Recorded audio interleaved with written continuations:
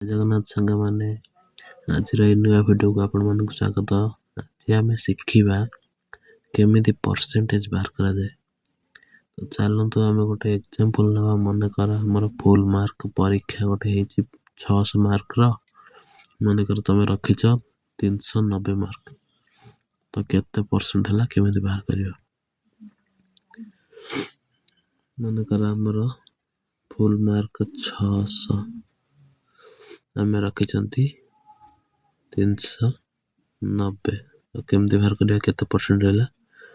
390 ମାନେ ତମେ ଯେତେ ମାର୍କ ରଖିଥିବ divided by 600 full mark into 100। ପ୍ରଥମେ ଆମେ କ'ଣ କରିବା, 100ରେ ଯେଉଁ ଦୁଇଟା ଶୂନ, 600ରେ ଦୁଇଟା ଶୂନ କାଟିଦେବା। 0 0 0 0 କଟିଗଲା।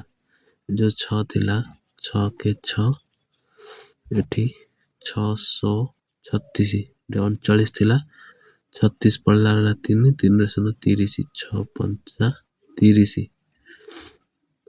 ତ ଏଠି 1 ରହିଲା, ଇଏ ତଳେ କିଛି ନାହିଁ, ମାନେ 1 ମାନିଲି 1, ଏଠି 65 କେ ହେଲା 65% ମାର୍କ ତମର ଅଛି ଏକ୍ଜାମରେ।